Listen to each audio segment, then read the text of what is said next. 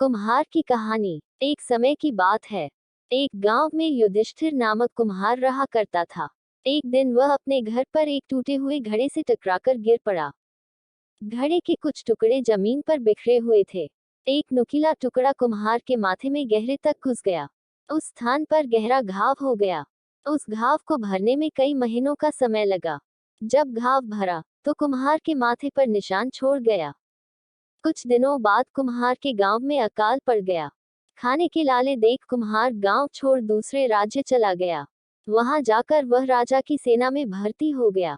एक दिन राजा की दृष्टि कुम्हार पड़ी। उसके माथे पर चोट का बड़ा निशान देख राजा ने सोचा कि अवश्य कि यह कोई शूरवीर है।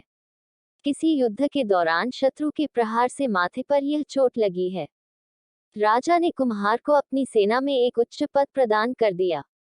यह देख राजा के मंत्री और सिपाही कुम्हार से जलने लगे, किंतु वे राजा के आदेश के समक्ष विवश थे, इसलिए इस विषय पर मौन धारण किए रहे। कुम्हार भी बड़े पद की लालसा में चुप रहा। कुछ माह बीते। अचानक एक दिन पड़ोसी राज्य ने उस राज्य पर आक्रमण कर दिया।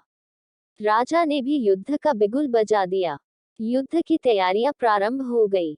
ऐसे में युद्ध भूमि में प्रस्थान करने के पूर्व राजा में सहसा कुम्हार से पूछ लिया, वीर, तुम्हारे माथे पर तुम्हारी वीरता का जो प्रतीक चिन्ह है, वह किस युद्ध में किस शत्रु ने तुम्हें दिया है? तब तक राजा और कुम्हार में काफी निकटता हो चुकी थी। कुम्हार ने सोचा कि अब राजा को सत्य का ज्ञान हो भी गया, तब भी वे उसे उसके पद से पृथक नहीं करेंगे। उसने अपनी सच्चाई राजा को बता दी, महाराज, यह घाव युद्ध में किसी हथियार के प्रहार से नहीं लगा है। मैंने तो एक कुम्हार हूँ। एक दिन मदिरापान कर जब मैं घर आया तो टूटे हुए घड़े से टकराकर गिर पड़ा।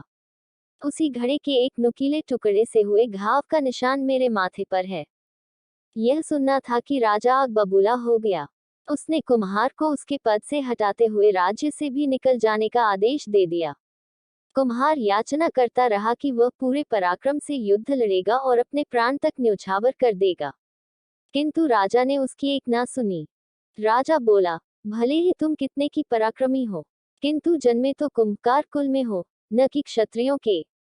जिस तरह शेर के मध्य रहकर गीदड़ शेर नहीं बन सकता और हाथी से युद्ध नहीं कर सकता, उसी तरह क्षत्रिय कुल के साथ रहने भर से तुम शूरवीर नहीं बन जाते।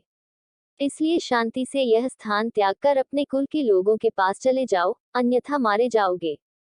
कुम्हार अपना समूह लेकर वहां से चला गया। सीख, अपने प्रयोजन से या केवल दम से सत्य बोलने वाला व्यक्ति नष्ट हो जाता है। अगर यह कहानी आपको पसंद आई हो तो प्लीज़ मेरे चैनल को लाइक, सब्सक्राइब और शेयर करें। धन्यवाद।